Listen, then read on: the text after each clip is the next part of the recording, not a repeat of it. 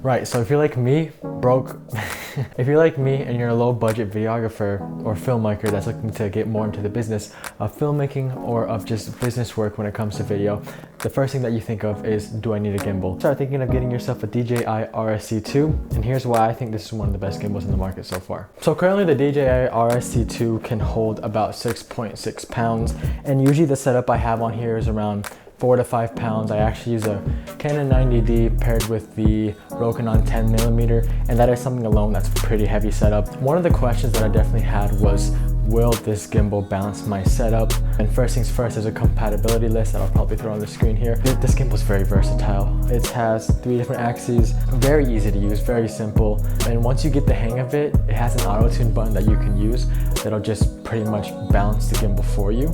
So one of the debates I had with purchasing my first gimbal was, should I get something like the Zhiyun Weebill S, or should I get something like this DJI RSC2? Those were actually 2 gimbals that I was on the verge of purchasing. I was actually gonna go for the Zhiyun Weebill S, but after further looking into this gimbal, it was only $100 more, and I definitely think it was worth the price. Because, I mean, coming from a fly cam point of view, that thing was heavy.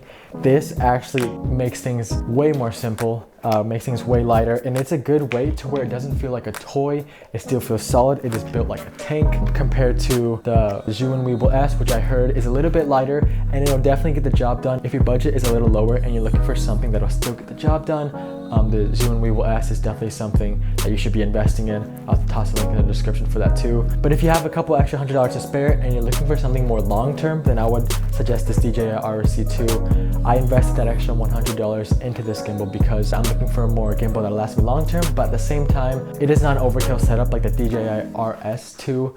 That is more for cinema line, but if you're more like a content creator, you know, a small business looking to make some extra income on the side with some side gigs and whatnot, this is definitely something that'll get the job done. The good thing about this gimbal is it has 5 different modes that will definitely take your creativity to the next level.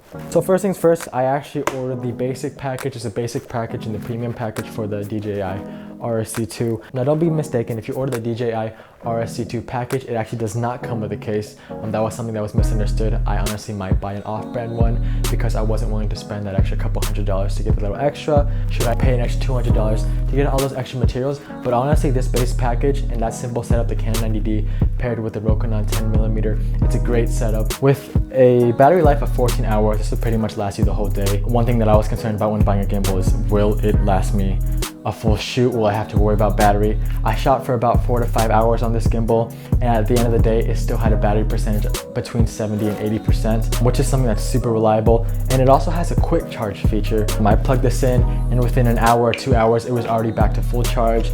If you're interested in this gimbal or have any more questions, I'll drop a couple links in the description below. Make sure to leave a like and drop your comments in the comment section below. Let me know what other questions you have about this gimbal. I've been using it for a couple of shoots now, but there are still some new things that I found out along the way. So please ask questions. If you're investing this much money into it, you should be able to be confident in what you're buying. And I think this is definitely something that I'm confident in. Other than that, thank you for watching, and I'll see you in the next one.